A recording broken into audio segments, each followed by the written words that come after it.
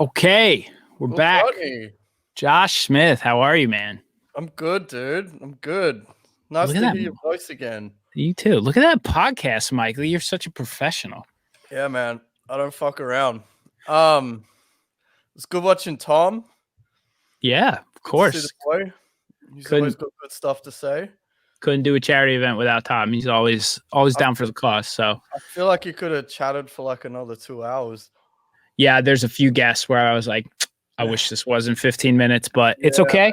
I like all the different perspectives. I think it was important to get a variety of people and just hit them quick and keep moving on this. So yeah, of thank you course. for coming on. You're on late, which is probably really early by you, so I appreciate you It's not getting that up early. early. It's all good. All right. So if you don't know Josh Smith, guitar player in Northlane, one of the coolest bands that's probably ever come out of Australia. And we've worked together on what, 5 projects over the years, Yeah, something like quite a that. few. Quite a Yeah. So few. always a good time, and a pretty vocal guy, and has done a lot of fundraising and things in Australia too. So thought you'd be cool to come on. I'm actually very curious what's going on in the world over there, because I mean, I'm sure I've spent months of my life in Australia and have grown quite fond of that continent. So I wanted to see, from somebody over there, how you guys are doing, how everything's holding up, what the situation is like, so Yeah. far from here. Well, I guess like for us, the Black Lives Matter movement has spread around the world now, and it's kind of given a kick up the ass to a lot of issues that exist in Australia that a lot of people are quite outspoken about, but may not get the kind of coverage that this movement is getting, because it's just building so much momentum that it can't be stopped now, which is an awesome thing. So like, it's huge in the UK, and it's been huge here as well. I went to the protest in Melbourne last week. Um, there was probably, I don't know, 100,000 people there. It was massive, and it's shedding Wow. light on a lot of issues that we have that are I'm not going to say unique to Australia, but particular to what goes on here. So Sure. growing up in Australia, I mean, it's a very multicultural place.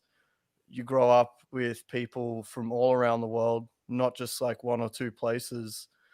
Um, so, you know, there is racism that is systemic, like you guys have in the US, but it's a bit different. But Australians are, for lack of a better word, ignorant about a lot of, the deep rooted issues that we have here as a colonial state. Yeah, I mean, I didn't learn about the history of some of the systemic racism until I actually spent some time in Australia and, learned about the struggles of indigenous people there and stuff. I Mm, mean, you've definitely, probably a bit more about its history than me. And a lot of people that are on here may not be aware of that. So if you could like maybe yeah. dive into a little bit of it. So when you sent me what you wanted to talk about, I wrote a few notes down to give everyone a quick history lesson. So, um, the Australian Aboriginals are the oldest civilization in the world. Um, they've been genetically isolated from 72,000 years ago. So, if you think of the world like modern history, the last few hundred years, or even like, you know, Christianity based timelines from BC and AD, you're only talking like a few thousand years. They're 72,000 years old, probably longer. And there are nomadic people, which is really important for what I'm going to talk about next, because there's no like agricultural high yield crop here. They had to keep moving around the country. Um, so in 1770, Cook landed for the English. There was almost a million Aboriginal Australians living here, speaking somewhere between 190 and 363 languages. Wow. Yeah. And because there was no visible signs of what Europeans considered civilization to be, he declared Australia terra nullius, which means unclaimed land. But they knew the native Australians were here, and between 1788 and 1939, which is not long ago, it's a period of time they call the Frontier Wars, where there was like violent conflict between the Aboriginal Australians and the settlers here. And that, 1939 is like end of World War II. So, well, not quite, but that's how recent it is. Sure. I mean, we're talking about our grandparents, Yeah, it's Yeah. only 2 people ago. And then the next kind of big thing that there was this thing called the Stolen Generation, which only ended in 1970. It started in 1910, and it was the forced removal of Aboriginal kids from their families. And they would be put into like white boarding schools and, taught to be like white Europeans in order to assimilate into Australian European culture. And that's just so insanely fucked up. Yeah. I don't even know what to say about that. Where It blows my fucking mind. And, around the same time that ended, we have a change to the Flora and Fauna Act, which was 1967. And until then, Aboriginal Australians were considered to be fauna, like not even people, but animals by the law, only 50 odd years ago. And, things have been improving since then steadily. In 92, we had what's called the Mabo ruling, which recognized native title for the first time. 92, you said? Yeah. So Wow. only in 1992 we recognized that this land was officially occupied before Europeans came. And there's been slavery as well here. A lot of people say that there never was in Australia, but there was 46 odd thousand Melanesians stolen from Papua New Guinea to work in sugar plantations. We also had First Nations peoples working for free as well because their wages were stolen. Yep. Um, Where and is the climate now? Like 1992 is not that long ago. And no, so I mean, now there's a lot of newer sort of progressive movements. One of them directly related to that is Pay the Rent, which is looking for reparations for sure. the Aboriginal community. There's a lot of other current things happening. So one of the bigger movements here is to change what we call Australia Day. So it's like your 4th of July. Right. A lot of people call it Invasion Day because it celebrates the day that the Union Jack was raised in Australia, and, moves on to another thing, which is that we don't think the flag here is truly representative of the people because it's just really, European, like Byproduct of colonial. colonization. Yeah, Yeah, of course. exactly. So in these protests, I mean, I would consider this a part of a Black Lives Matter movement because it's a civil rights movement, and it is, 100%.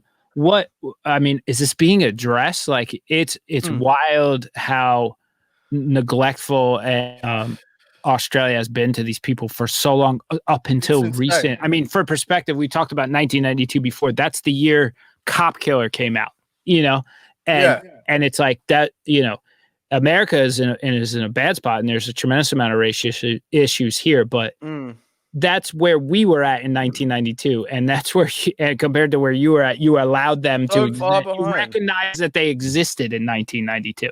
So what has the government in Australia done since then, to not a whole lot. I mean, we're going to change a flag, we had a previous prime minister in 2008 issue a formal apology where he literally said sorry out the front of Parliament House, and there were thousands of people there that just turned their backs on him.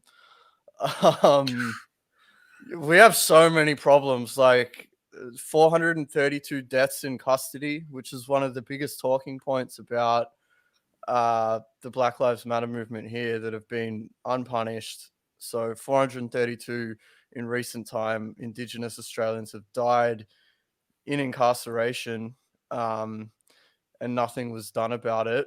Mind you, they make up 27% of the prison population, but only 2% of the population.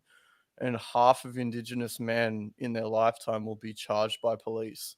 Wow. So you have the same issues with like over policing of these communities, but because they're quite often remote, they don't have the same resources that we have in the main cities, and you know their way of life has been really disturbed by what Europeans have done to them, and it's caused so many systemic problems that it's hard to know, you know, how to even go about fixing it.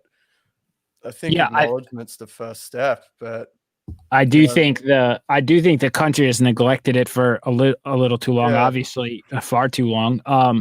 And there's obviously in a movement that's got so many voices now, I would be curious to see if there's more proactive measures that Australia takes, you know, but mm. what else? I mean, in the current government that you have, you know, because you've mentioned a few things like what has the response been to? I mean, you have big protests over there right now, like there's some that rival the scale of America's. You know, Yeah, their response was outlawing any future protests with threat of like $1,000 fine or something if you showed up, because they're citing the coronavirus as, you know, a health risk to people showing up and protesting. And our prime minister is so out of touch that he said that this wasn't an Australian issue, this was an imported issue.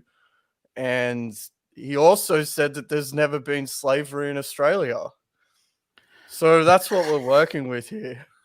Like, you've got Trump, and that's all kinds of fucked, but you know, we've got like very out of touch government here that, and it's just, yeah, it's really sad, man. It's really sad.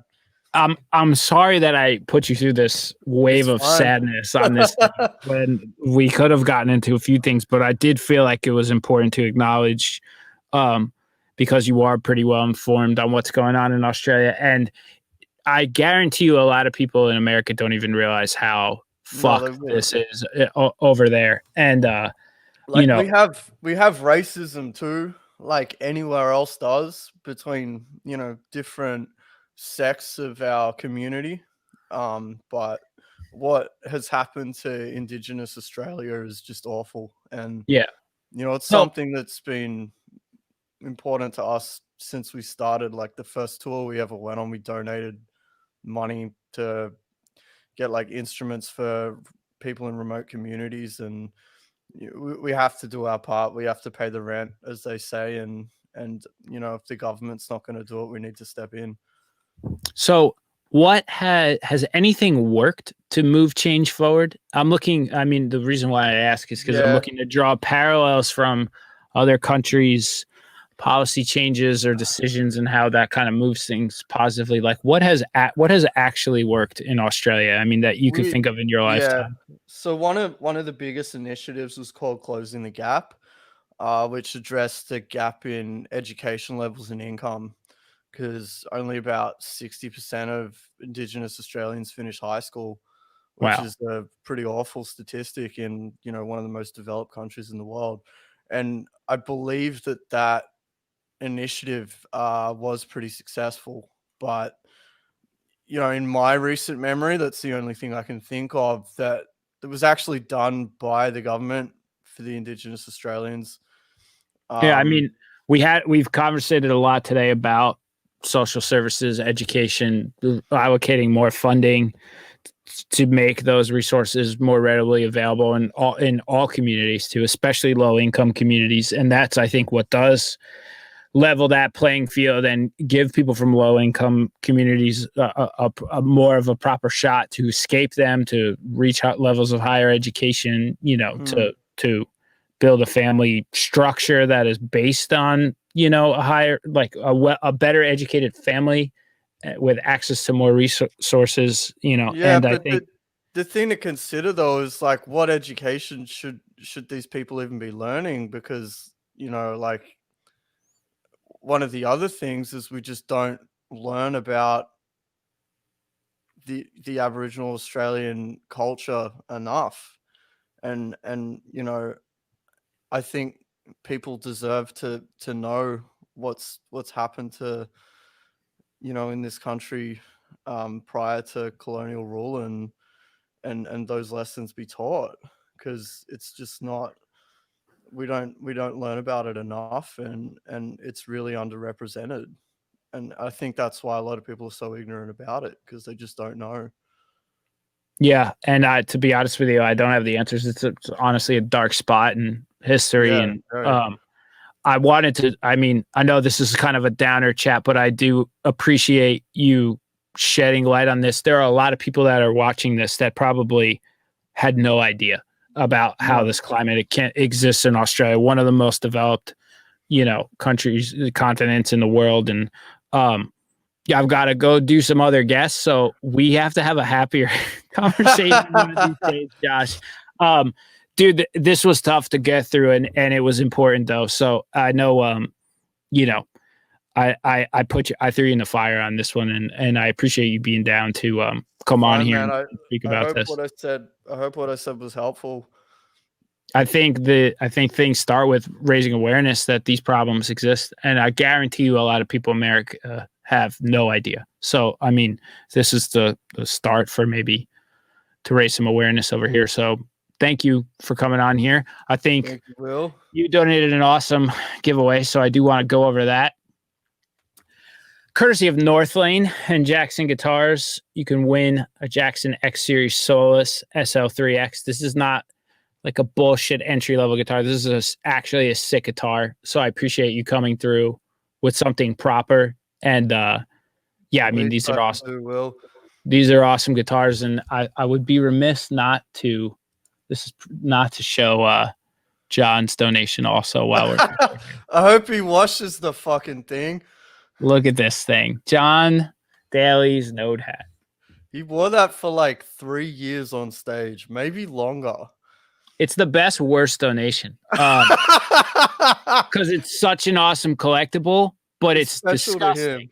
Yeah. No, I would, if I, you know, a Northlane fan would love to have this, but I would hate to wear it. I mean, the I, smell alone, I I could just hope see it. Ugh. I hope his partner Maya just disinfects it, because I know he won't. Oh, this is grossing me out. We're going back to this. Look at that. That's nice. Yeah. No, but that, I mean, that's cool, man. I asked him for something rare, and he dug that up too. So I definitely appreciate both of you. I appreciate your whole band. Thank you for coming on.